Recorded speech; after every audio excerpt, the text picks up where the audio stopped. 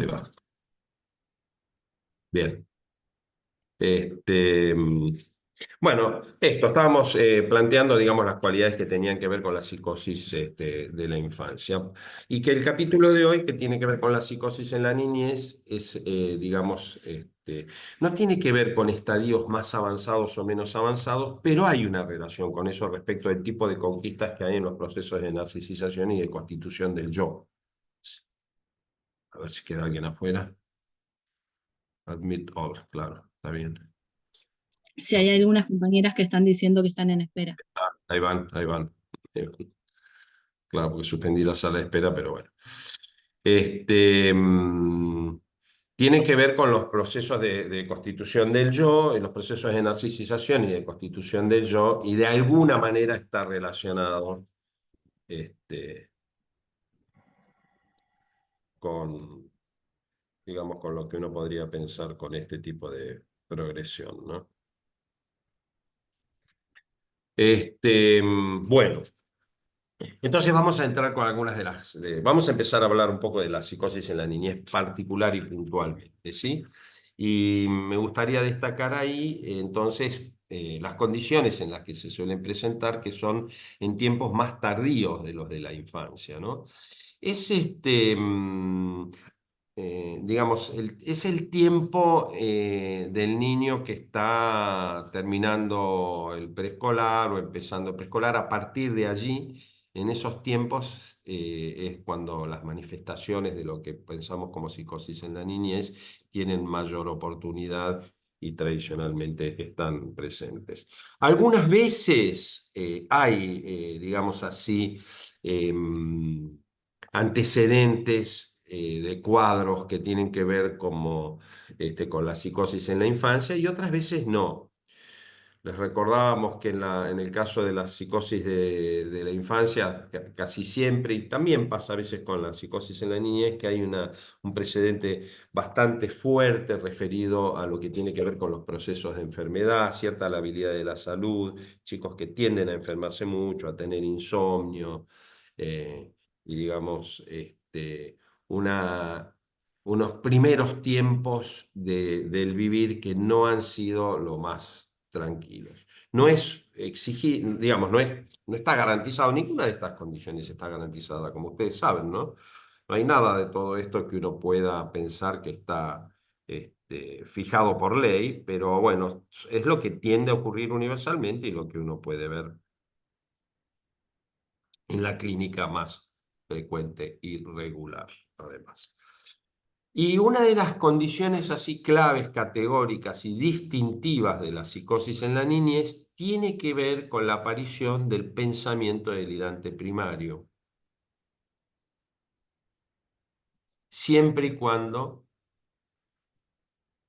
las condiciones cognitivas, digamos así, lo permitan, ¿no?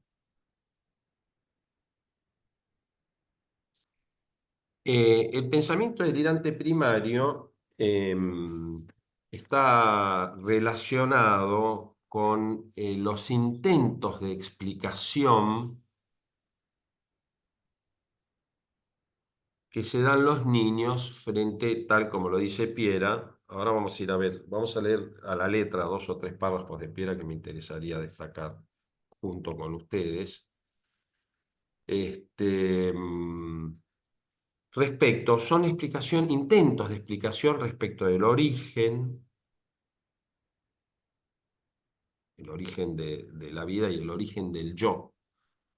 Recuerden que Piera piensa, y nosotros acordamos con eso, que el yo, entre todas las cosas, tiene la función de ser, digamos así, de alguna manera el historiador, ¿no? Entonces, en frente al intento de dar una explicación a los orígenes, sobre el placer y sobre el displacer, dice Piera, así, literalmente.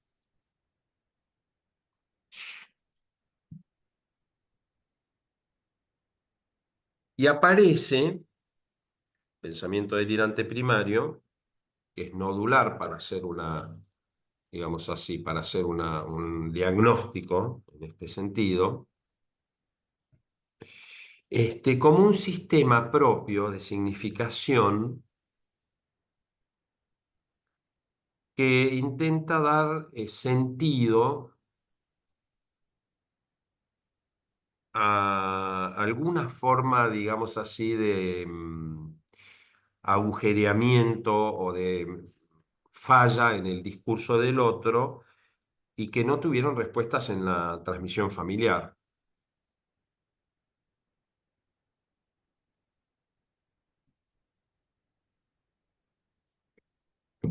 Está directamente relacionado con una necesidad de darle sentido al existir, digamos así,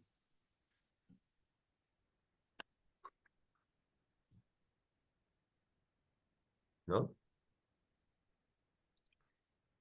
Este, utiliza Piera, si podemos lo vamos a desarrollar un poquito más, esta idea de identificante e identificado, que son dos expresiones que ella propone para pensar en quien habla, digamos, el discurso que se refiere al niño o al yo incipiente, y el identificado como el yo que procura construir un principio, digamos así, de identidad, de existencia respecto de sí mismo, ¿no? Y este tipo de pensamiento, el pensamiento delirante primario al que estábamos haciendo referencia, es un tipo de pensamiento que no tiene no sigue los criterios de realidad compartidos con el conjunto de los otros y que se instaura con una característica muy específica que es el de la certeza y de esa fijeza que aparecen como inamovibles, ¿no es cierto? Seguramente ustedes habrán tenido en más de una oportunidad una versión en la cual la certeza forma parte de uno de los indicios, digamos así, diagnósticos de cualquier cuadro de psicosis. En este punto hay una coincidencia de Piera respecto de este punto en particular que tiene que ver con el pensamiento delirante primario. Eh, Perdón, pero lo tengo a Fabián acá que me está. A ver si puedo apagar esto un poquito. Este,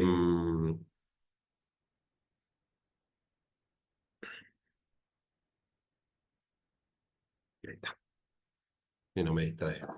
este, mm, Esta fijeza y esta certeza que hay sobre una convicción que no corresponde con la lógica del conjunto es, digamos, una cualidad específica del pensamiento delirante primario que procura construir un sentido para todo lo que tenga que ver con la fuente y los orígenes del mismo existir, ¿no es cierto? En ese punto ya estaríamos Profe, pensando, sí, hay una compañera que quiere entrar. ajá, Disculpe. sí, está muy bien. Y no estamos con sala de espera ahora, ¿no? No tenemos a nadie en espera afuera. Eh, Perfecto, ahí la aviso, entonces. ¿qué, Porque dice que qué, está esperando. qué? Porque ella puso en el grupo que está esperando, por eso. Ahí le vuelvo a pasar el link. Claro, que se fije en el aula, por favor, ¿sí? Listo, gracias. De nada. Em,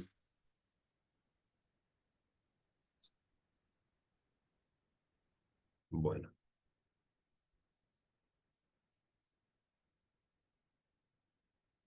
bueno. Este tipo de pensamiento, estábamos hablando del pensamiento delirante primario, perdón, es que hago tanto lío hoy, que es una de, digamos, que es una de las formulaciones, digamos así, que tiene una consistencia que no está en relación con el pensamiento del conjunto, ¿no? Em, y Paul, sí, me hacía lo que estabas trayendo pensar en relación al enunciado de los orígenes, ¿no? Que vos mencionaste así. sí, Que en verdad ese es el punto en donde no puede haber ausencia acerca de la escena originaria, dice Pirolañán, ¿no? Y a su vez también no puede ser aceptado si el contenido que se narra es injurioso para el yo. ¿No? Me Ujú. parece que era interesante que en lo que vos venías trayendo, marcar eso, que la formulación de la idea delirante, que es el proceso que antecede al pensamiento delirante, tiene que ver con eso. Un niño no encuentra allí cuando pregunta, y no pregunta directamente acerca de su origen, sino cómo nacen los niños, que está preguntando por su origen, tiene que ver con eso, tiene que ver con qué se puede contar o no del placer, de la existencia o no del placer. Mm, Y esto me parecía interesante remarcarlo, ¿no? Es decir, que no puede haber ausencia del párrafo inicial o un contenido que no pueda ser sostenido desde el placer. Y desde allí que viene luego todo esto que estaba trabajando y dando lugar ahí del pensamiento delirante primario. ¿No? claro. A ver si entiendo lo que vos estás trayendo, Juan, y si estoy en sintonía con la idea. Lo que está planteando Juan Carlos tiene que ver con que de alguna forma tiene que haber un sentido, ¿no? Tiene que haber un sentido respecto del origen que en este caso no está vinculado a una escena que esté vinculada con el placer. Ahí. Esto está... Sí, Paul, es decir, el yo necesita darse un postulado que le sea propio. Es allí donde aparece el pensamiento delirante primario. Ante un origen que fue no hay representación, no hay, hay ausencia, o que hay algo de lo irrepresentable que lo liga al odio, dice Piero Lanier, como en la paranoia. Ahí el yo necesita ubicar un pensamiento que le dé cabida al sujeto en esta vida. Y es allí donde se conforma ese pensamiento delirante primario, que viene a suplir la ausencia del enunciado originario o lo injurioso para el yo. ¿No? Claro, En ese punto donde vos lo estabas marcando, me parecía que estaba bueno traer ese antecesor que es, nadie puede vivir sin ligarse a un origen en donde se suponga que fue deseado, deseado en condición de hijo, y ligado a ese encuentro de la pareja, ligado a un encuentro de placer. ¿No? correcto. Bien. Justamente. Disculpa que me vaya metiendo, No, pero vos vas dando no, no, cuenta, no, no. Juan, ¿no? los alumnos encantados si vos tenés ganas aportar. Hasta justamente yo iba a ir, en ese punto yo iba a ir a leer a Piera textualmente, ¿no? Bien. Pero meta mano, mi estimado. Después de todo, usted es el responsable máximo, así que más que lindo escuchar sus apreciaciones tan conocidas como experimentadas, digamos así, ¿no? Este, justamente quería leerles dos párrafos acá de Piera, que los tengo apartados, que dicen así. A ver si estamos de acuerdo, Juan, y podemos... ¿Tenés la página para, perdón, a para ubicarlo? página. No, si no, no importa, bueno. Te la prometo. No, no, no, no, porque me voy a poner a buscarla, vamos a perder un montón de tiempo, pero no, no, no la tengo. Perdón, pero no la tengo. Después la busco, me comprometo a puntuar, porque estas son notas que tengo yo, que por ahí les comparto y a ver si no dice algo. No, está bien, no hay problema. Es porque, viste que te dije la vez pasada que la verdad que es un texto bastante difícil. Es un texto muy complejo. Yo les sugiero que no pretendan saberlo de memoria ni a la letra en este momento y en estas condiciones, sino más bien tratar de entender cuál es la lógica de funcionamiento que se va planteando respecto de cuáles son las condiciones, digamos, de estos cuadros grávidos de la infancia y de la niñez, digamos, ¿no? Dice Piera, definimos como idea delirante todo enunciado que prueba que el yo relaciona la presencia de una cosa, cualquiera que ésta sea, con un orden causal que contradice la lógica de acuerdo con la cual funciona el discurso del conjunto. Es decir, ya hay algo ahí que se localiza como con una forma de funcionamiento exótica, digamos, respecto de lo que pasa con la lógica del discurso del conjunto. Por ello mismo, esa relación es ininteligible para dicho discurso. Por tal motivo aplicamos el cualificativo de delirante al enunciado de los orígenes, ahí está lo que estaba planteando Juan Carlos, al enunciado de los orígenes en torno del cual se elabora la lógica del discurso esquizofrénico y paranoico. En la acepción definida y en un primer enfoque de la problemática esquizofrénica, que se ocupa solo de los caracteres que consideramos generalizables. Es esta la razón también que nos permite hablar indiferentemente de construcción psicótica o de construcción delirante para calificar la respuesta proporcionada por el sujeto a una organización particular del espacio al que habría de advenir el yo.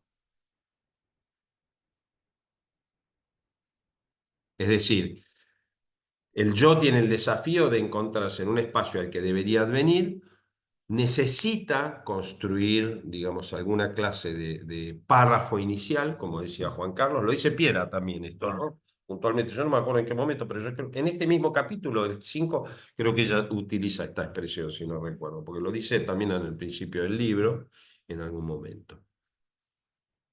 Y dice más, dice algo un poquito más abajo, dice otra cosa que me parece que también es para destacar, que es lo siguiente.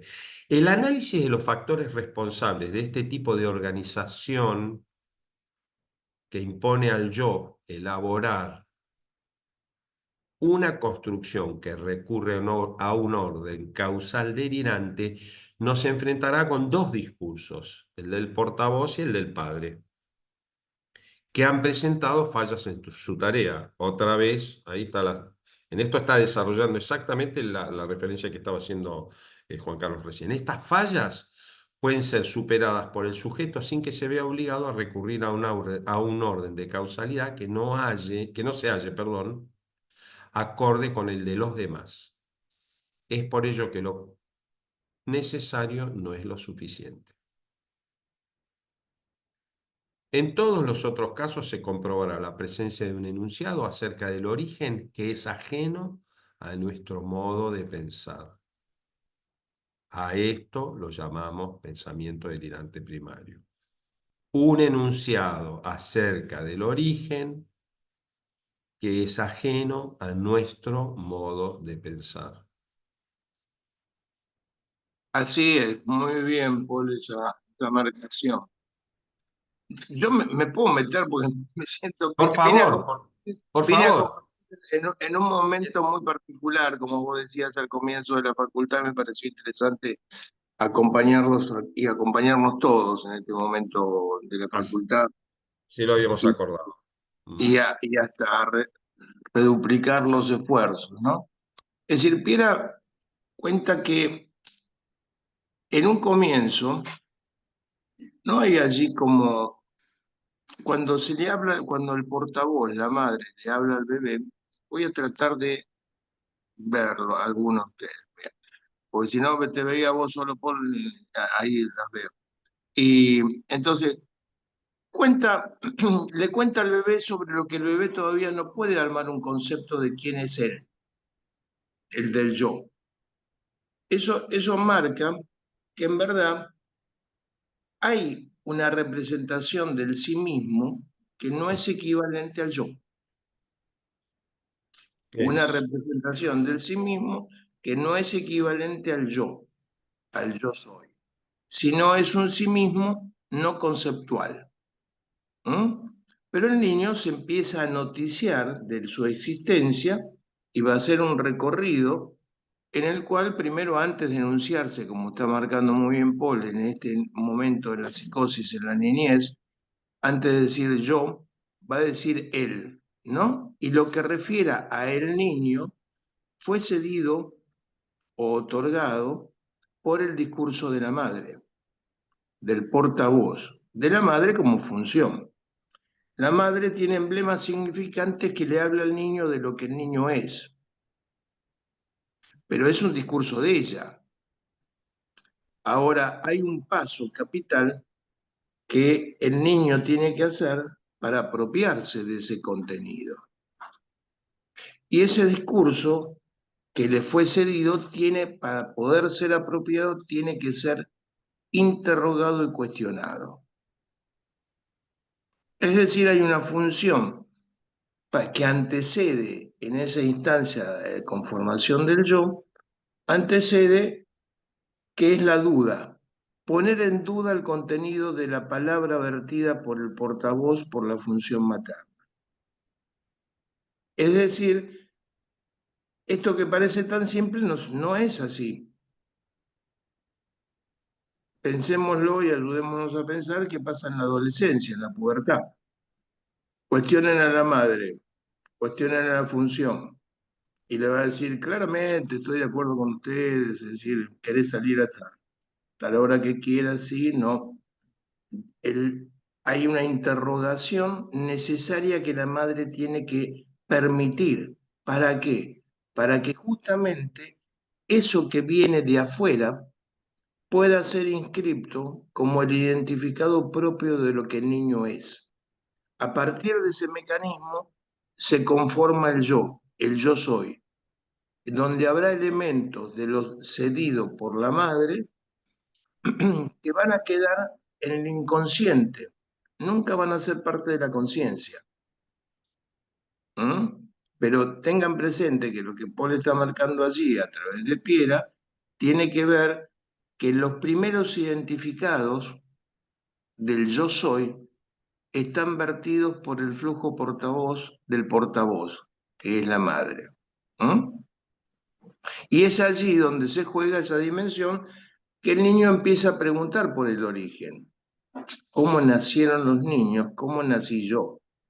Y esa interrogación es cuando hay ausencia de representación o cuando el contenido es injurioso, es donde no es soportable para el yo. Y es donde se formula, como trae Paul, esa idea delirante que busca darle sentido a la existencia del yo. Y no encuentra otra resolución más que un contenido delirante. O sea que ahí hay una ausencia, o algo bizarro u odiante Ujú. en algún momento. Odiante. Por ejemplo, la paranoia es el odio. Lo que acuna al bebé y lo que van a contar no es un encuentro ligado en un deseo de formulación de un hijo, sino un encuentro odiante. Y esto es intolerable para el yo. O cuando Piera dice, queda anulado el deseo de hijo. Y cuando hablamos de deseo de hijo, hablamos del deseo de ver al hijo como propio pero diferente. El hijo que no es el que viene a ser parte, por ejemplo, del apéndice de la madre. Es un hijo con una función determinada en la vida de alguien, sino que ese hijo es en sí mismo un sujeto al cual se lo sostiene para que crezca en diferencia. ¿No? Ustedes van a buscar en el 5 y van a encontrar la diferencia que establece entre deseo de maternidad o deseo de hijo.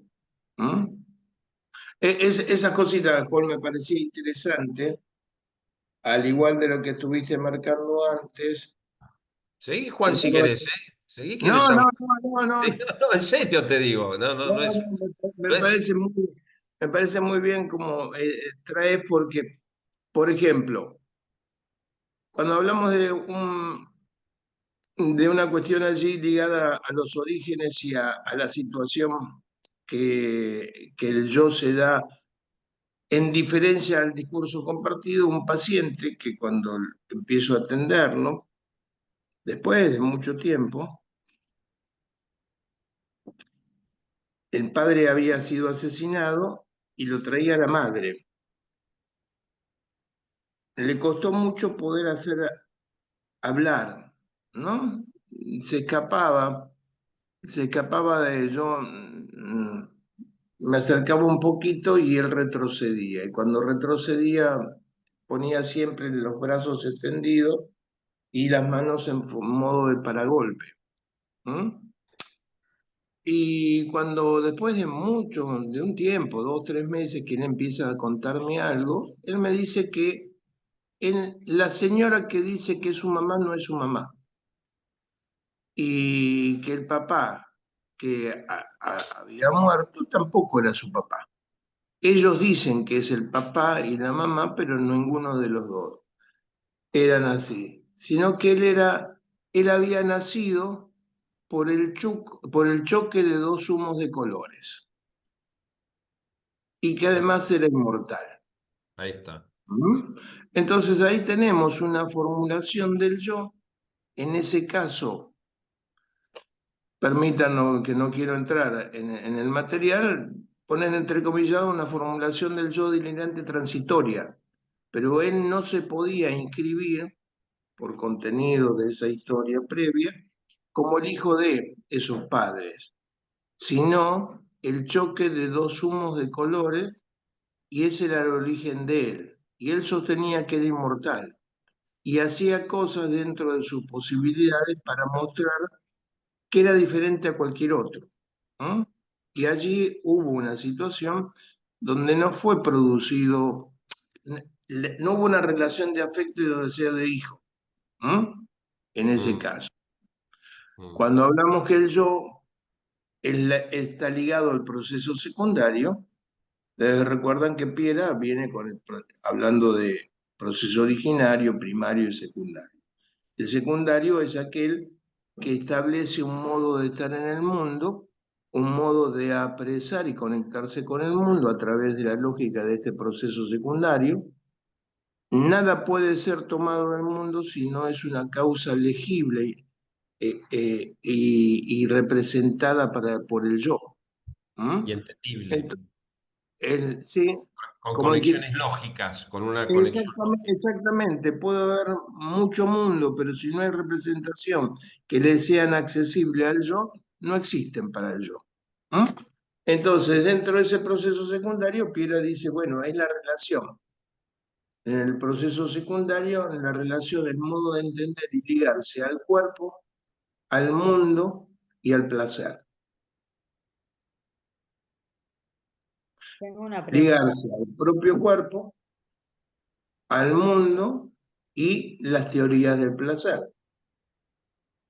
Otro paciente, que Paul lo conoce, lo hemos hablado, intercambiado, que él definía el mundo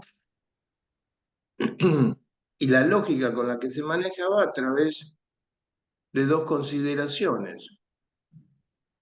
Él no hablaba de placer y de displacer, sino él hablaba de lo que era masturbable o lo que era inmasturbable. ¿Mm? El mundo bueno, para él, era todo aquello que fuese masturbable. Ujú. Y todo lo que dañaba era lo inmasturbable. Y todo lo que dañaba era insoportable. No era, esto me gusta poco o no me gusta. Cuando yo lo conozco, él venía con unos algodones muy largos en sus oídos, ¿m? Bien metido adentro del oído y tenía algodones que bajaban por su rostro más o menos una tirada de 8 centímetros, 10 centímetros, ¿sí? Y no Parecido a los estaba, bucles, no parecido a los estaba. bucles claro, ¿no? Y no le pregunté, porque era demasiado notorio hasta entrar un poco más en transferencia Y cuando le pregunto, él me dice que esos algodones tienen una lógica. La lógica era transformar lo malo en bueno. Ajá. Entonces, si alguien le decía a él algo que le resultaba doloroso, pero no es un dolor al modo de la neurosis, sino aquello que se oponga a lo masturbable, era intolerable. Entonces, él, a través de ese algodón, él le suponía la transformación de lo malo en bueno. ¿Mm? Y la forma del placer, y yo hablaba de lo masturbable, no estaba ligada, si bien en un puber, un adolescente, inicio de la adolescencia, no estaba ligado a la masturbación propia con representaciones fantasiadas de los púberes o de los adolescentes.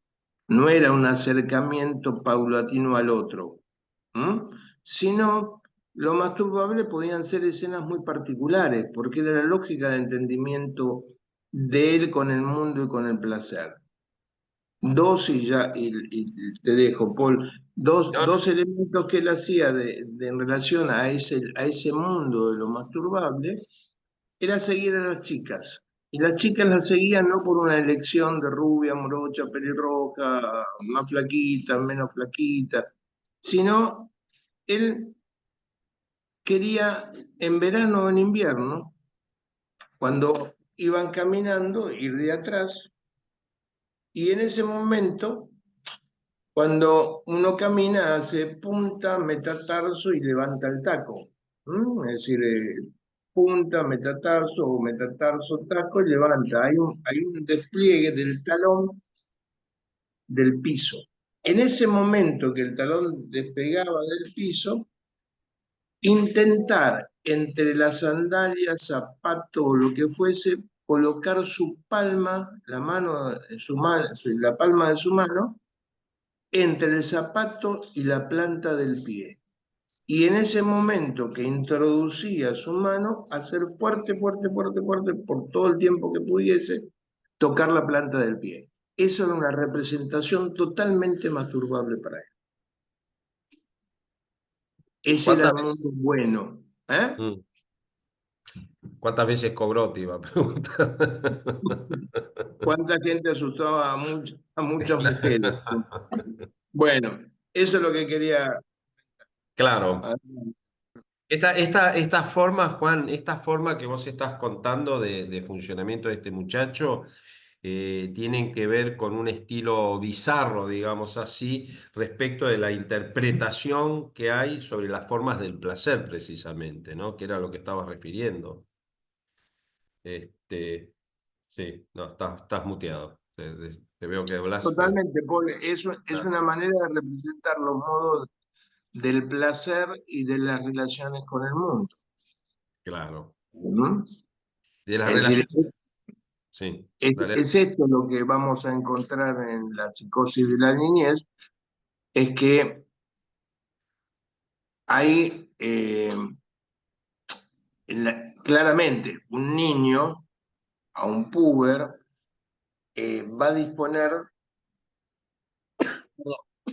de menor complejidades en sus formulaciones delirantes. ¿Mm? Es decir, nosotros en una niñez quizás no vamos a tener esto que él contaba del mundo, de categorías del mundo, de la creación de idiomas, pero sí lo vamos a poder encontrar, como por ejemplo en el discurso o en la gráfica, como hay discontinuidades y hay irrupciones, ¿no? Porque un diagnóstico diferencial es tener en cuenta Claro, exactamente. si es un niño que es demasiado fantasioso, demasiado rico en la creación de sus fantasías, o si en verdad hay irrupción en su pensamiento que puede estar ligado por asociaciones metonímicas arbitrarias y que es invasión de pensamiento. ¿Mm? Es decir, un niño que de golpe empieza a narrar una historia, empieza a contar un cuento y uno le cuesta mucho seguirlo. y puede decir qué fantasioso que es. ¿Mm? Y qué capacidad de inventar. Bueno, puede ser que en algún caso sea un niño demasiado fantasioso, con una riqueza puede, y otras veces, como en el caso de que estamos hablando, que se distorsiona esa capacidad del pensamiento y relación con el mundo, sea invasión de contenido. ¿Mm? Estamos hablando de una casa roja, de golpe, sin que medie ningún espacio, vamos al fuego y del fuego vamos a la llama y aparecemos en la puna con los animales y aparecemos luego con el tigre y luego aparecemos y no hay una coherencia discursiva y no hay un punto que sea posible de tomar y acompañar en ese discurso más que ingresar en el discurso y ponerlo a trabajar. Y esto también puede aparecer, esa invasión de contenido en la gráfica. ¿M?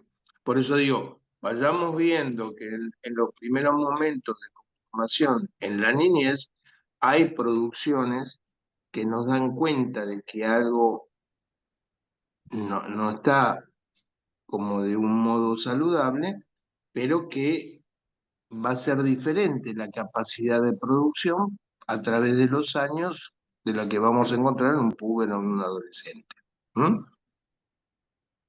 De todas formas, sí. Sí, No, de todas formas iba a decir que las condiciones, digamos así, históricas o de entorno ambiental suelen tener, digamos, alguna correlación en la que hay precedentes. Es poco probable, no sé cómo, bueno, lo hemos charlado muchas veces, pero es poco probable que un chico desarrolle una psicosis en la pubertad sin que haya algún precedente, lo que no quiere decir que haya sido detectado en su momento, pesquisado en su momento, ¿no? ujú, No que haya formulaciones en las cuales, digamos, uno encuentra condiciones de la infancia que se han ido, rarezas, por ejemplo, que se han ido caracterizando, sí, ¿no? sí. Pero ojo también que para eso tenemos que tener muy presente ese acontecimiento particular que surge en la pubertad y que se requiere la inscripción, esas transformaciones que impone el crecimiento y cómo se puede atravesar y si se puede representar o no. Una paciente que venía con algunos, como vos bien decís, con algunos allí elementos a tener en cuenta que no fueron tomados en cuenta, en el momento de la menarca empieza a desarrollarse una psicosis, claramente, donde ella no lo vive como un acontecimiento de la vida, el paso de niña a joven, a puber, sino lo vive como un desgarro y una perforación en el cuerpo. ¿Mm? Es decir, que allí hubo algo de lo que en ese momento, diría Ricardo, por la serie suplementaria, se encadenó una relación de un proceso, de una psicosis muy grave. ¿Mm? Que hasta ahí Digamos no que tenía, que hasta ahí no tenía consistencia, que digamos, o tenía algunos elementos que de golpe se tildaba. Y la madre decía como en forma chistosa que a veces la veía, se quedaba delante de la televisión y quedaba como perdida. Entonces, para sacarla de ese estado, la aplaudía. La ponía delante y la aplaudía. Entonces volvía. Es decir, que no estaban pensando, sino que se iba. ¿M? Y en ese irse uno tendría que pensar qué modo de irse, si era un modo de ausentarse de la pantalla o era un modo de perderse en algún proceso incipiente alucinatorio que después Mm, tuvo. mm. ¿Mm? Claro. Cuando, en general, cuando uno piensa en el territorio de la psicosis en la niñez, puntualmente como precursor, si se quiere como precursor, este, pensando en los distintos momentos de desarrollo, Juan, viste que nosotros siempre pensamos o proponemos que, digamos, que el modelo que tratamos de dejar como referencia es el desarrollo saludable, ¿no es cierto? El desarrollo del niño saludable, este, Ujú. que advendrá en otro momento un sujeto. Y que, grande, digo, ¿no? Un adulto. Este, ¿Cómo? No, no, no. Están en la calle andando vendiendo cosas. Ah, que decía que cuando uno se encuentra con los fenómenos que tienen que ver con el desarrollo de la psicosis en la niñez, algunos de estos elementos que vos mencionás son vistos, digamos así, como todo lo que tenga que ver con interpretaciones que son muy disparatadas. Nombrabas este ejemplo ¿cómo era el choque de los gases, ¿no? Ujú, De los colores que ujú, me hacía pensar en dos cosas. Me hacía pensar en un caso que era muy parecido, que yo había estado viendo de un chico que decía que en los choques de los planetas se había creado el ser humano y que eso estaba, digamos, vinculado con era una teoría que él tenía sobre los orígenes que estaba de alguna manera relacionado con la teoría del Big Bang, un chico que estaba muy bien informado, pero que tenía un desvío curioso, con un conjunto de rarezas y de sufrimientos, que esto era lo que se veía muy particularmente, que estaban permanentemente acosándolo. Por ejemplo, pensaba que sus compañeros lo miraban mal. Por ejemplo, estaba pensando que su padre y su madre tenían conversaciones sobre cosas muy exóticas cuando estaban encerrados en su cuarto. Siempre tenía alguna clase de fabulación respecto de lo que pasaba con los otros y lo que era dicho o lo que no era dicho. Por el resto de las cosas, era un chico que funcionaba en términos normales, con los cuales recién, más tarde, por eso me hizo acordar este caso tuyo que trajiste, ujú, recién cuando llega al momento de la pubertad, empieza a tener algunas patinadas un poco más bizarras que terminaron con una internación que, bueno, yo después perdí contacto. ujú, El caso no sé cómo concluyó, pero era en los tiempos en los que él empezaba a sentir que su cuerpo no era un cuerpo adecuado y que la relación con los otros era una relación que siempre iba a estar en una condición de amenaza porque los otros disponían de, digamos así, de ciertos recursos que resultaban muy amenazantes para sí mismos. Es decir, perdóname, ¿no? Porque suena un poco confuso así, pero siempre la lógica que está dando vuelta en este tipo de discursivas tiene que ver, por lo menos esto es lo que yo estoy tratando de marcar, y entiendo que es algo en la misma dirección vas vos, con una interpretación respecto de lo que pasa con el placer, de lo que pasa con la relación con los otros y con el mundo, como decías vos, y respecto ujú, de los orígenes. Ahí es ujú. donde se arma. En la paranoia, la particularidad que hay cuando se desarrolla y cuando se instala como fenómeno es que hay un delirio bien constituido. En eso, bueno, Sí. yo entiendo y te dejo ahí, me interesa mucho si quieres aportar algo, que es que la paranoia como entidad, digamos, instaurada, funciona como una verdadera conquista porque permite de alguna manera ubicar un rincón, aunque sea totalmente delirante y bizarro, del mundo que siempre es ajeno a sí mismo, que funciona como amenazante y como fuente de todos estos malestares que experimenta el sujeto. Con lo Ujú, cual, no lo deja en una dispersión caótica, digamos así, que no tiene ni sí. principio ni forma de organización, que es un poco el tipo de casuística que vos estabas mencionando, ¿no? Ujú. Más desorganizada, digamos, más que tira para el lado de una esquizofrenia. La diferencia entre una esquizofrenia y una paranoia estarían en ese territorio, digamos. En la infancia también, si se quiere. En la niñez, perdón, en la niñez. En la niñez también, es decir, sí, en la paranoia suele haber producciones muy vastas, muy ricas, que en el intento de entender y entenderse con el mundo. donde en el delirio no puede existir la duda, tiene que haber una certeza y Claro. buscar imponer la certeza. Entonces, este paciente que les contaba, él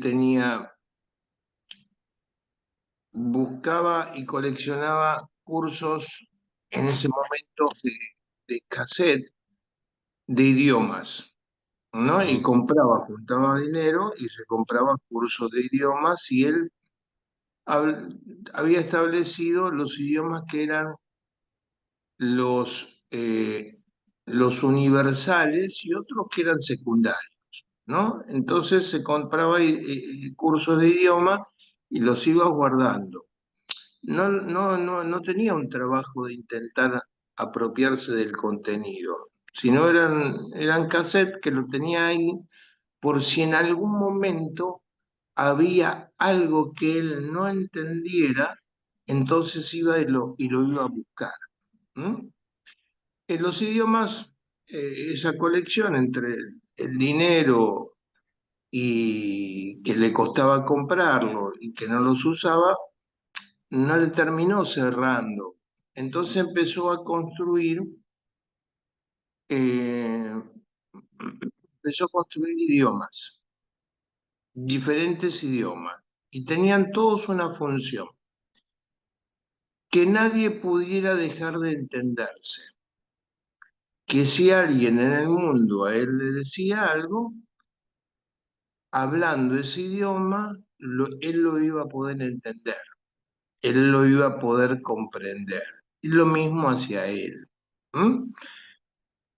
Es interesante porque el tema de los orígenes, ahí se ve muy bien cómo viene una trama generacional y una perforación y pérdida en esa trama generacional.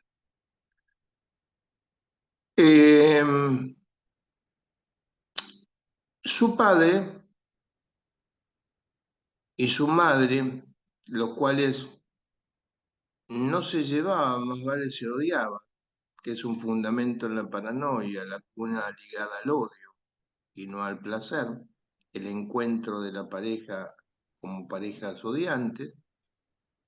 Se habían casado, habían tenido otra hija, y él nació en segundo término cuando ya la relación estaba aniquilada prácticamente. Eh, pero lo que quiero ir es que la madre descubre en esos libros que a veces se guardan de la escuela primaria, descubre, porque no le es dado, no le es contado por su esposo, ya estaban viviendo hacía mucho tiempo, el nombre del esposo, padre de este joven que llamó Fito, y el nombre pero con otro apellido. ¿M? En lugar de Juan Carlos Fernández, Juan Carlos Jiménez. ¿M? Entonces le pregunta, ¿este libro es tuyo? Sí. ¿Por qué tiene otro apellido? Él se resiste a contar, la insistencia de la madre hace que él le diga que le va a contar esto una vez y nunca más va a decirlo, que en verdad su padre biológico, es decir, el abuelo biológico de Fito, no era el que ella conocía, que era la pareja de su madre. ¿M? La pareja, ambos padres biológicos del padre de Fito, se separan, ese abuelo biológico desaparece, no está más ni en presencia ni en los enunciados. La madre conoce a la nueva pareja del padre, que ya estaba, de la madre, que ya hacía tiempo que estaban, ese es presentado como el padre biológico. El padre de Fito, a los 16, 18 años, se cambia el apellido. Es decir, que no solamente no se tiene trazas de la existencia del padre biológico de Fito, sino tampoco del apellido, porque el apellido con que firma para casarse, el apellido con el cual está en su cédula, es del padrastro. ¿Mm? Entonces le dice esto y esto queda. La madre, en la curiosidad de esto que había acontecido, intenta ligarse al abuelo biológico. Y uno diría, bueno, una madre que intenta ligar generacionalmente a su hijo, que ya venía con problemas diferentes y que ya estaba en un cuadro de una psicosis. No, va a ver y lo busca y lo logra encontrar a ese abuelo biológico, va a ver si él también era un psicótico o si tenía algún padecimiento neurológico que justificara la enfermedad de su hijo. No lo encuentra, lo encuentra, pero no encuentra ninguna data allí de algo que no fuera saludable en este hombre. La historia dice que, bueno, quiso ligarse a su hijo lo rechazó, su ex mujer también, y se quedó allí abandonado y perdido el enlace. Fito, en sus varias producciones, arma, lo primero, una de las cosas que arma fue el Canal Fuego. El Canal Fuego es un canal que le permite a él hacer programas de televisión. Ahora, ¿se acuerdan de los algodones? Bueno, el programa de los que él armaba era Terapia con Fernández. Entonces, ese era un programa. Venía la terapia, se iba, terminaba. La terapia de visitar a una de las terapeutas que había en un centro, en el centro de día, siguiendo a Lina. Otra era eh, yendo a visitar a Nancy Duplá, o yendo a visitar... Todos eran programas de televisión, digamos así. No, no, pero armado por él, Sí, porque sí, claro, claro, él, claro. él va a Canal 13, donde estaba Nancy Duplá, con la intención de tocarle la planta del pie, con la intención de abrazarla fuerte, fuerte y quedarse abrazándola por mucho tiempo. Él va a la casa de los padres de Nancy Duplá, es recibido diciendo que era un hermano no reconocido de Charry, de Pablo Echarri, ¿no? Entonces va y se lo recibe Duplá y la señora, bueno. ¿Y qué es lo característico de esto? Es que él dice que el director de Canal Fuego, el que legaliza y autoriza los programas, es el abuelo biológico. Ese abuelo que la madre cuenta que existía, el padre biológico de su padre, él lo conoce y a partir de que lo conoce, él pasa y le da la grilla en la semana de los programas que va a hacer. No pasa, no habla con el abuelo, pasa por la casa. El abuelo es el director que sostiene el Canal Fuego. De ese Canal Fuego, que me estoy abriendo, pero vean cómo busca delirantemente un enlace con lo biológico olvidado. Busca algo que la madre parecía que iba en ese encadenamiento generacional perdido, pero bueno, él lo usa como para su vida y su existencia, que es a través de los canales. Los algodones son reemplazados por los portales. Él hace como un cambio de algo que le sucede mal, no lo dejan entrar a Canal 13, entonces es algo inmasturbable, y entonces él hace toda una emisión de un portal que es como que cambia de programa.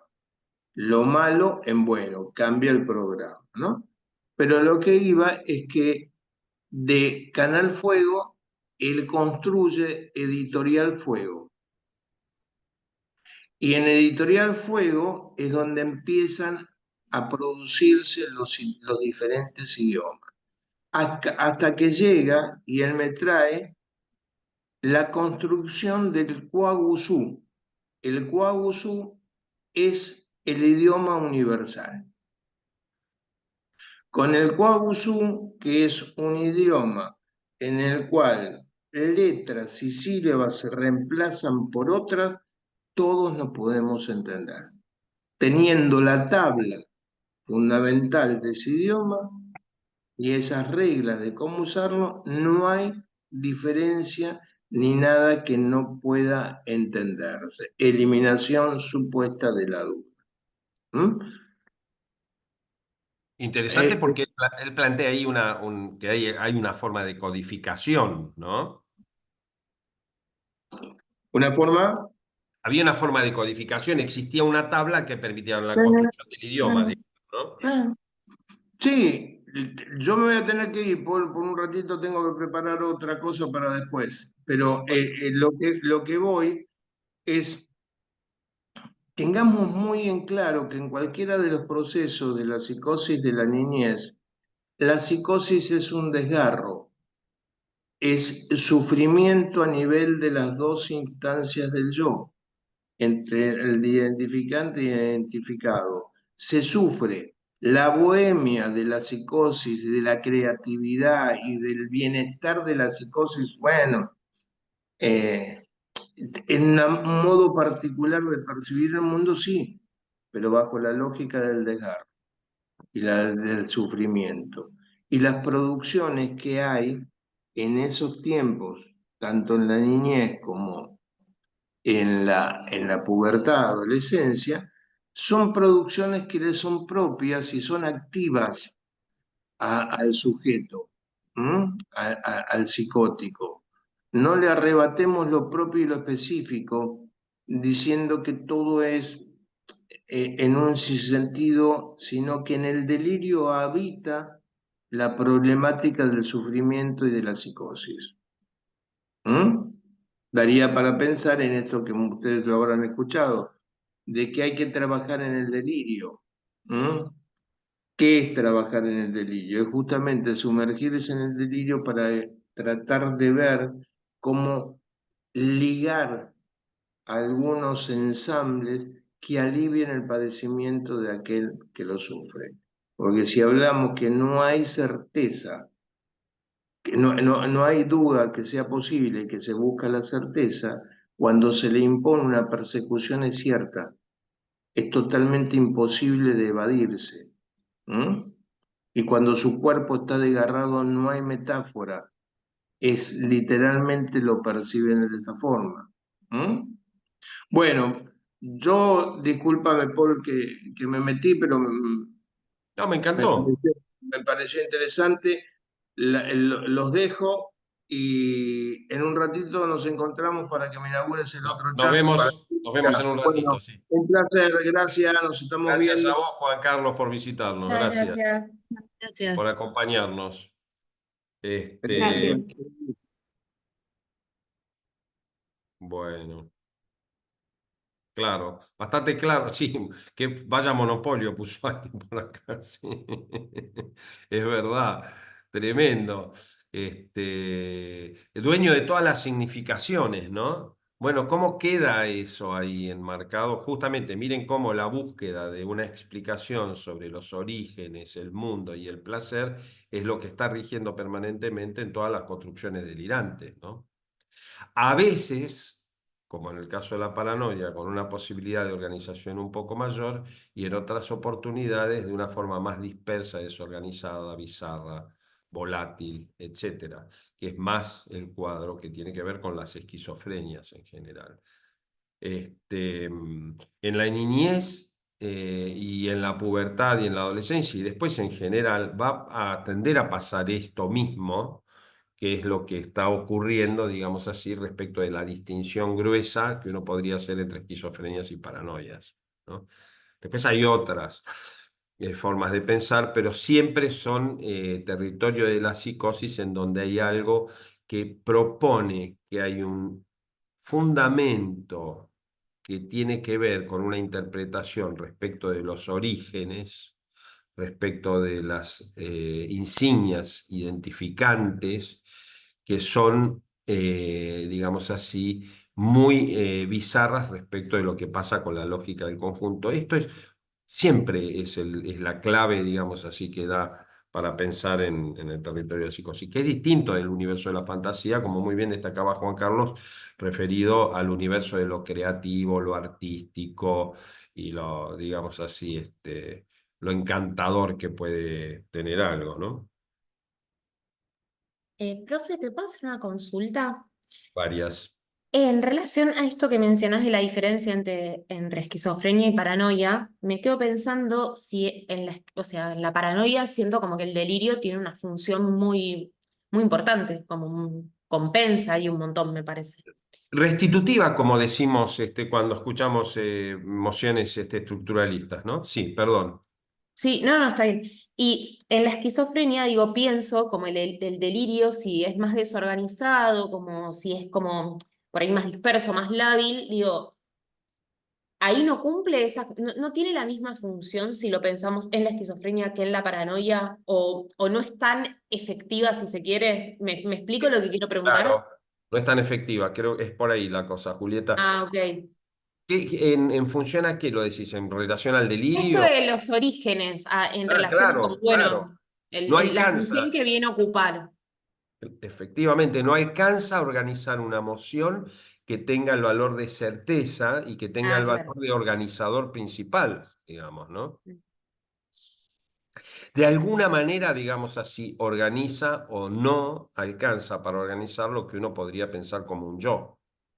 Es Ujú. el intento permanente que hay, la pulseada permanente que hay en los cuadros de la psicosis, va en esa dirección, que es el Ok. intento del yo de instituirse en lo que él, lo que Piera llama el identificado, ¿no? Ujú.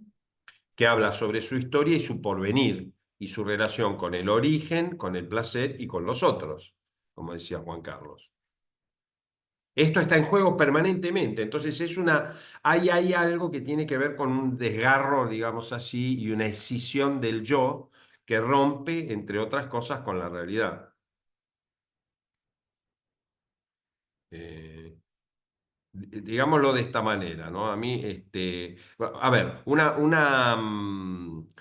como si uno pudiera pensar en algo así como en el orden de cierta, no sé si reseña, pero como un pequeñísimo punteo, uno diría que,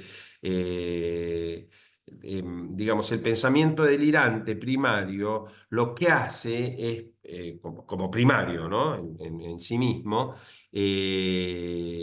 y está directamente relacionado con lo que luego Piera ustedes lo van a encontrar en otras frases, como lo denomina como potencialidad psicótica, porque eso tiene que organizarse en algún momento como un fenómeno que está relacionado con la psicosis instalada o aún no alcanzando a terminar de instalarse. Hay prolegómenos, por decir así, ¿no?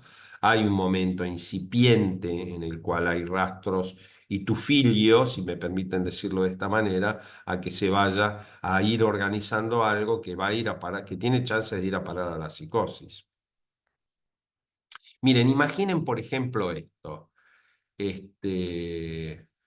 En más de una oportunidad nos encontramos con niños pequeños, esto es una experiencia muy universal, que hablan del amigo imaginario, ¿no? Que nos da a veces nos puede resultar inquietante según el tipo de alerta, bueno, según cuánto conozcamos al niño en cuestión, en fin, según muchas condiciones. Eventualmente nos preocupa, eventualmente no nos preocupa en absoluto. Es transitorio en general, tiene bastante más que ver si la experiencia permite continuar en contacto con ese niño o niña, si todos hemos conocido a alguno. Yo he conocido unos cuantos, de nuevo, nada más que por la colección de años que tengo, por lo menos, y el mucho trato que he tenido con niños, además de una, digamos, vida social y familia muy cuantiosa, lo que me ha hecho poner en contacto con todo tipo de infancias. Encontrarse con chicos que están digamos, en ese trayecto, que es 3, 4, 5, 6, 7, mucho más. No encontrás un niño o una niña de 11 años que hable sobre amigos imaginarios. Es muy difícil que eso ocurra. Y tiene más que ver con algo que está más emparentado con los fenómenos que denominamos transicionales, alguna clase de construcción imaginaria, respecto de la cual, como dice Winnicott, es inútil preguntarle si es verdad o es mentira. Ahora, si alguien pretende, si un niño pretende con valor de certeza, se angustia ante la presencia de un ser inexistente, exótico, o empieza a trabajar en una idea, por ejemplo, supongamos que ET, para decir una cosa un poquito más alejada de lo que hace al principio digamos, del funcionamiento humano, o animal vivo, como podemos conseguir. La mascota ocupa un lugar interesante para esto. Y plantea que T lo acompaña todas las noches a dormir y que y empieza a traer toda una discursiva que es muy bizarra y tenemos más chances antes de que se instale, que podamos definir así como desde el punto de vista del valor diagnóstico algo más categórico respecto de que ahí sí está desarrollándose o incursionando una psicosis. En el texto, no me acuerdo si es en Bocetos de Marisa Rodulfo, ella habla muy claramente sobre un caso ahí que le tocó,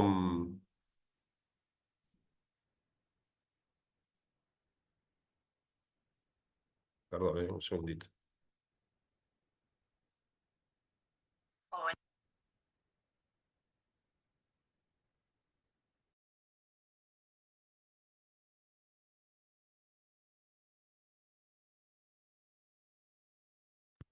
Está sin audio, profe. Sí, estaba sin audio, efectivamente. Perdón, disculpen. No, porque estoy hablando de locuras, estoy con una urgencia típicas de la primavera. La primavera es una época de urgencias. Y me habían dicho que me iba a llamar el psiquiatra y pensé que se trataba de él, pero no. Quería atender, disculpen, estaba sonando el teléfono, ustedes no se enteraron porque lo puse en vibrador. ¿Qué pasa Bueno. con eso? A mí ya escuché eso de que dicen que en primavera se brotan, pero no sé si era en doble sentido o es real. No, no, no, es literal. Las urgencias son en esta época. Ahora, bueno, perdón. Eh, No, no quiero ser tan categórico, pero es así. Yo tengo ¿Hay una una hipótesis. lógica para eso? Es muy elemental la mía. No, no, no tiene una lógica. Por lo menos no conocida y mucho menos astrológica. Porque ahora está Mercurio retro, no sé cuál de los planetas, por favor, si alguien sabe, nos cuenta y nos ilustra. Pero no, es algo bastante más elemental. Miren, escocés básico es lo mío, que dice así: la primavera da fuerzas. Entonces, aquello que está ahí en germen tiene más posibilidades de desplegarse. Ustedes saben que a una persona que está por ejemplo, con alguna clase de rumiación o ideación suicida, por ejemplo, no le dan antidepresivos automáticamente, porque es un riesgo conocido que darle la fuerza que aportan los antidepresivos a una persona que está pensando digamos, en quitarse la vida, en lastimarse, o que está ahí en el borde de una actuación, es como darle un empujoncito, digamos, ¿no? No tiene garantías tampoco, no es categórico. A veces, bueno, un antidepresivo puede ayudarlo a alguien a salir de ese malestar, y lo que pasa es que tardan un tiempo. Y hay, bueno, punto. Así que yo tengo esa idea, es muy elemental, pero es bastante fácil de comprobar. Y las fiestas son el otro momento de despelote, ¿no? Pero las fiestas tienen, a mi gusto, tienen un fundamento un poquito diferente, que es que convoca, digamos, a volver a traer sobre la mesa todo lo que tenga que ver con las relaciones interpersonales, muy frecuentemente las familiares o las de amistades, que a veces están en conflicto y que eventualmente no podrán tolerarse. Miren la relación que hay entre lo que estamos hablando. No quiero decir que son todos disparates psicóticos, todos estos que estoy nombrando, tan folclóricos y populares y sociales, que exceden una interpretación. No podemos hacer una interpretación sociológica desde el psicoanálisis, me parece a mí que es un disparate, pero bueno. Hay No, una pero lo relación. de las fiestas es lógico, es entendible y se ve. Pero incluso en invierno, porque bueno, lo del invierno es lógico, lo que pasa con las depresiones en invierno por las cuestiones climáticas, lo que pasa con la falta de sol, todo bien. Ahora, lo de la primavera es algo que no lo entiendo, pero es como decís vos, se escucha muchísimo y están las urgencias porque están. O sea, los No, psiquiatras ya no, pero saben es que corren ahora, pero no sé por qué. absolutamente estadístico es esto. La mayor parte de los intentos de suicidio vienen en esta época, y de los brotes y de las internaciones. Este, bueno, una cresta, tampoco es que no hay nada en el resto del año y aparece todo ahora, eso es un disparate, ¿no? Eh, ¿Por qué nos fuimos a parar a esto? Si me ayudan a volver. Estábamos Este, pensando, dijiste que íbamos a buscar un caso de Piera en bocetos, pero no sé cuál. no, no, de Marisa, de De Marisa. Marisa, Marisa digo. Rodulfo Bocetos. Ella habla ahí sobre un caso de un diagnóstico que hay sobre una niña que consideraban como muy fantasiosa. Muy sencillito, digamos, se los estoy diciendo, ¿no? Es decir, una niña una niña, creo que era una niña que estaba siendo tratada, había tenido 2 o 3 años de tratamiento por alguna colega que entendían, ella desarrolla, y viene el caso, que entendía que todas estas producciones eran un poco fantasiosas, digamos así, era una niña muy imaginativa, y resulta que ya estaba en un proceso francamente delirante, no había sido detectada, digamos, a tiempo por su entorno. En mi experiencia, además de los que somos expertos en el tema, el ambiente escolar es un ambiente que muchas veces detecta cuadros, porque los que están en los ambientes escolares les pasa lo que no le pasa, por lo menos en principio, masivamente a otras especialidades, que es que ven muchos chicos, chicos, chicos, chicos, chicos, chicos. Entonces, cuando hay niños, niñas, ¿no? Están siempre vinculados con esa franja. Cuando aparece algo que hace más ruido,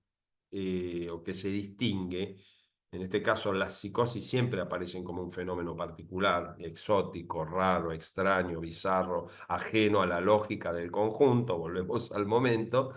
Este, Les hace ruido de alguna manera y entonces tienen, bueno, punto. Es una cuestión de opinión personal o de experiencia, de lo que tiene que ver con mi experiencia, ¿no? Les quería decir una o dos cosas, nos tendríamos que ir, ¿no? En realidad, pero bueno, ustedes tienen que usar ahora además los prácticos. Bueno, les voy a dar unos minutitos. Solo les quiero decir esto, que es, eh, espérense que lo quiero ver acá.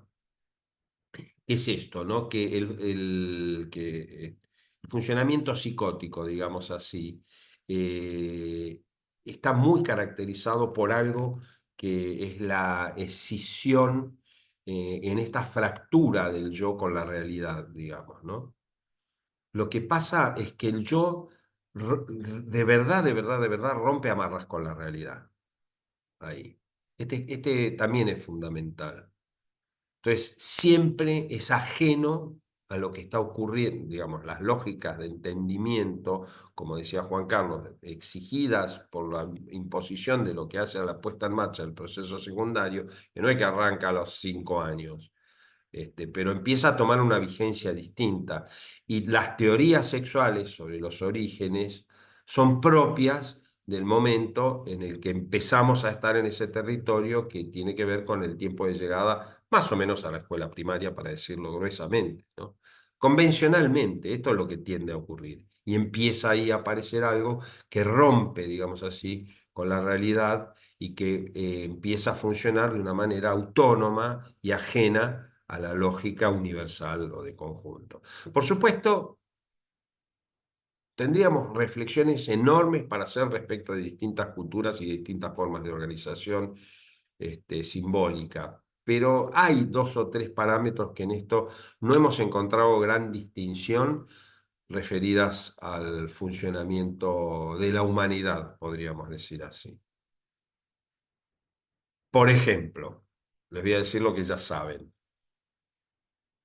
No hay organización social que no tenga prohibición del incesto de alguna forma, que regule de alguna manera el comercio sexual, vamos a decirlo de otra manera. La mayoría de las culturas, lo más universal es que, mucho más ahora en tiempos de difusión teletecnomediática tan amplia, la mayoría de las culturas proponen que hay una prohibición en relación al comercio sexual intrafamiliar y entre generaciones. ¿Ok? Es decir, padres con hijos no, o hijos con padres no, hermanos entre sí no, este, Y bueno, me paro ahí un minuto. Bueno, si quieren, no quiero entrar en la cuestión de primos, tíos o demás, aunque grandes con chicos no, es en nuestra cultura, por ejemplo, ¿no? Bueno, eso no es incesto de todas maneras, ¿no? Es abuso, que bueno, ahí tendríamos otra, después vamos a entrar en alguna de las clases con esto. Hay canciones de cuna, otro universal. No hay cultura que no tenga canción de cuna, no sé si saben eso. Y no hay cultura que no tenga una teoría sobre los orígenes. Entonces, la lógica del conjunto, aunque más no seas, es esa comunidad en la que se pertenece.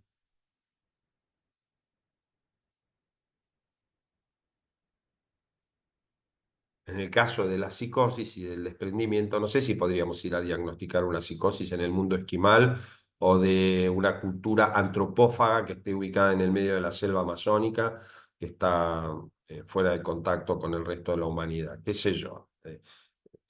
Es difícil definir eso, pero bueno, convengamos que hay otras formas de universalidad que son las que rigen en general para el resto del planeta, ¿no? Y para la humanidad. Me parece que me voy a detener acá, si les parece bien a ustedes. No sé si quieren hacer alguna intervención o consulta o dejar. Yo les voy a dejar notas ahora y vamos a seguir con este tema. Vamos a seguir, pues yo entiendo que nos falta desarrollar un poquito más. Yo estaría más cómodo si pudiéramos desarrollar un poquito más. Ok, Porque quiero entrar. entonces no cambiamos de texto, seguimos con esto. Yo prefiero que avancemos un poquito más y que terminemos de redondear. Voy a ver si les puedo aportar un apunte que tengo por ahí. No sé dónde lo tengo guardado, lo estoy buscando hace un par de días, en el que habíamos hecho un desarrollo y un punteo interesante de esto. De todas formas, miren, si me permiten, a ver, porque si leen a Piera, tienen un nivel de complejidad de discurso que entiendo que los va a llevar a un territorio. Pero si leen, por ejemplo, el escrito que propone como complementario, bibliografía complementaria de Daniela Muña, creo que está como bibliografía complementaria, ¿no? Acá tengo mi cosa, no sé qué les pregunto a ustedes si lo tengo acá en la mano. No, no Sí. está como bibliografía obligatoria, me parece. Sechi, Ah, sí, sí, está como bibliografía obligatoria. Psicosis del infancia. Es bastante claro el recorrido que hace Daniela ahí. Y me parece que les va a ayudar un montón. Y claro, en bocetos está lo de Marisa. Mira, acá está. También está en bibliografía de referencia. Ni qué les digo si leen a Olañé, alineación, psicosis, dos respuestas antinómicas al conflicto identificatorio. El conflicto identificante-identificado, que es complementario en los destinos del placer. Es dificilísimo ese texto, pero les permite armar algo que tiene que ver. El identificante es el portavoz, es el que refiere un discurso respecto del yo. El identificado es el yo que tiene el desafío de construir alguna clase de noción y de historicidad respecto del sí mismo y del porvenir de sí mismo, ¿sí? No del sí mismo en un sentido filosófico, sino del sentido de ser agencia y de tener tal vez. Ahí es donde está el fracaso de la esquizofrenia. O bueno, o el lío que se arma con las esquizofrenias. Es propio decir esquizofrenia en tiempos de la niñez si pensamos que hay algo que permite organizar una interpretación mm, a modo de certeza o no, como lo que pasa con la paranoia a diferencia de la esquizofrenia. Eso es lo último que les dejo para hoy. Bueno, 5 minutos para lo que empieza después. Les agradezco. Estos textos ¿Cómo que están, dijiste, Julieta? ¿Eh? sí, el de Piera que dijiste de recién y el de Bocetos, esos sí, esos no están en la bibliografía, me parece. Están en Me el suena. cronograma. Esto que estoy leyendo yo es el cronograma, ¿eh? Es el cronograma que ustedes tienen en el aula, Sí, o que les habrán aportado, ¿verdad? Está como bibliografía de referencia de la unidad 4. por eso, de referencia. Es de referencia, yo le digo para ¿Hay que... alguna forma para que- de acceder vía campus a estos dos textos que dijiste, a Bocetos y a este otro de Piera? Eh, un-